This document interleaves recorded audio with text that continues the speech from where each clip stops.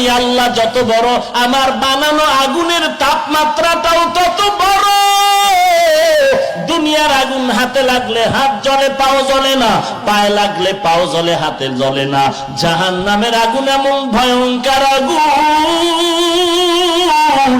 জাহান্নামীর শরীরের যে কোনো জায়গায় লাগা মাত্র কলিজাটা পর্যন্ত ভুনা হয়ে যাবে রে মুমিন। এরে আল্লাহর বান্দা, আল্লাহর কোরআন স্পষ্ট বলল গুনাহগারের জন্য জাহান্নাম। জাহান্নামের আগুন বড় ভয়ঙ্কর আগুন, ওই আগুন সহ্য করার শক্তি নাই। তুমি না বুঝলেও আমার আল্লাহ ভালো করে বুঝেন। বুঝার পরে কয়, বান্দা গুনাহ যেহেতু করছো, তাড়াতাড়ি রহমতের দরজায় ফিরে আয়। আমি আল্লাহ চাই না তুই জাহান্নামী গুনাহগার হয়ে কবরে যাবি। ওই কবরের আযাব সহ্য করতে পারবি না রে গোলাম, ওই জাহান্নামের আগুন সহ্য করতে পারবি না রে বান্দা। আল্লাহর পরিচয় নিয়ে আল্লাহকে ডাকো, আল্লাহকে ভালো করে চিনো। দুনিয়াওয়ালারাও সবাইকে বলে কেউ খাবে কেউ খাবে না, তা হবে না তা হবে না, এই কথা বলিয়া বলে আসো দিব দিব দিব বলে দরজায় তালা লাগানো। আল্লাহ বলেন একটু আমার দরজা দিয়ে তাকায় দেখ, রাতের বেলা ডাকবি আমি আল্লাহকে পেয়ে যাবি, দিনের বেলা ডাকবি আমি আল্লাহকে পাবি। আমি আল্লাহর দরজা কখনো বন্ধ নাই। বঙ্গোপসাগরের মাঝখানে গিয়ে যদি ডাক দাও আল্লাহ, আল্লাহ বলেন আমিও তোর সামনে হাজির হয়ে যাব।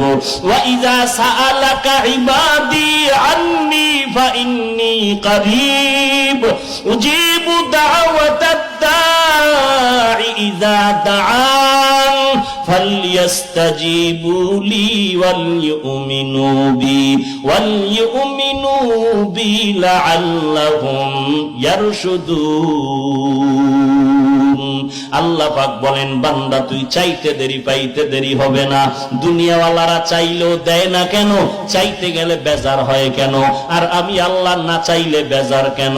দুনিয়াওয়ালারা সবাই অভাবী অসহায়, আমি আল্লাহর কোনো অভাব নাই।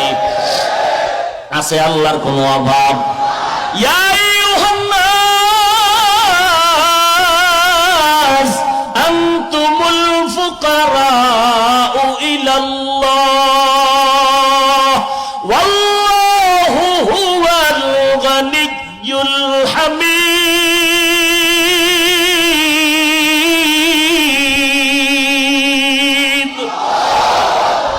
তাওয়াক্কুল মিকুনি হর সুবহ শাম মিরাসানাদ রিজকে তু আজলা মাকাম জুজবা হাকচি জে মখাজ ইনসুজা ফজলে উ আমস্তে দর জুমলা জাহা হর গরিবে নেকে তু তৈয়ার है जो न मांगे उससे तू बेजार है।